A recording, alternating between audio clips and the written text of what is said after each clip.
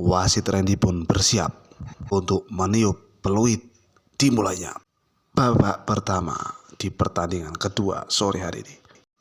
Saya Bang Jo sebagai komentator siap menemani di pertandingan sore hari ini.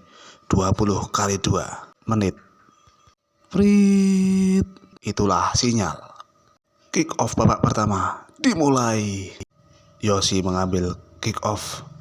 Miki coba langsung tembakan ke depan. Sementara Janu mengomandoi Billy Mangko Petro untuk bersiaga mengawal tendangan Miki. Apa yang terjadi?